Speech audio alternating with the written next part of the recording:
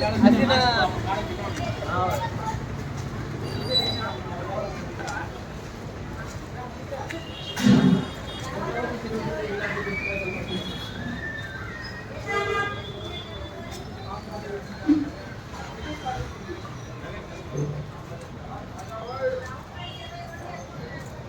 ఒకసారి బంజారా హిల్స్, జూబ్లీ హిల్స్ అనుకున్న ఏరియాలో బస్తీ బజార్ ఎట్లున్నాయి చూడండి ఒకసారి. ఎందుకంటే గత ప్రభుత్వం 5 సంవత్సరాల పరిపాలన ప్రభుత్వం ఏం చేయలేదు.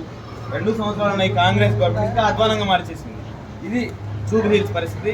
చెప్పుకోవడానికేమో ఊరు గొప్ప పేరు తిప్ప ఉన్నట్టు పరిస్థితి అలా ఉంది. చూడండి ఒకసారి ఈ ఏరియాకి ఎవరైనా పోతారా?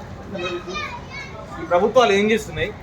దాదాపు స్వతంత్రం వచ్చి మనకు దాదాపు 60 సంవత్సరాలు దాటిపోయినాయి, కానీ రోడ్ల పరిస్థితి, అక్కడ పిల్లలు స్కూల్ పిల్లలు ఉన్నారు, కనీసం సదుపాయాలు లేదు. వాళ్ళు కలిసి ఇక్కడ నుంచి వెళ్ళిపోయేటువంటి బండ్ల మీద జారి పడితే వాళ్ళ భవిష్యత్తు ఏమవుతుంది, వాళ్ళ ఆరోగ్యం ఏమైపోతుంది? కనీసం ఈ గవర్నమెంట్కి, గత ప్రభుత్వానికి కూడా ఏ మాత్రం సోయలేదు ఈ ప్రజల మీద, ఈ బస్తీ ప్రజల మీద. వాళ్ళు ఓట్ల కోసం మాత్రమే చేస్తారు. ఓట్లు కాదు మాకు కావాల్సింది మా భవిష్యత్తు. ఇలాంటి ఈ భవిష్యత్తు కనబడుతుంది ఇక్కడ. కాబట్టి దయచేసి ఆలోచించండి ఓటర్ మహాశైలారా. బంజారా హిల్స్, జూబ్లీ హిల్స్, బోరాబండ, యూసఫ్గూడ ఏరియాలో చూడండి. ఇట్లా ఈ మొత్తం పేరుకేమో జూబ్లీ హిల్స్ అని చెప్తున్నారు, కానీ ఇక్కడ పరిస్థితి చూస్తే మాత్రం ఊళ్ళల్లో కంటే ఇంకా ఘోరంగా పరిస్థితులు ఉన్నాయి. ఒక్కసారి ఆలోచన చేయండి. మా అభ్యర్థి ఎవరైతే ఉన్నారో అస్మా బేగం ఓటేసే ప్రయత్నాలు చేయండి.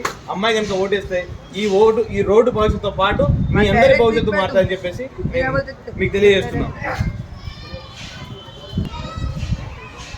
33వ number torch light Asma Begum.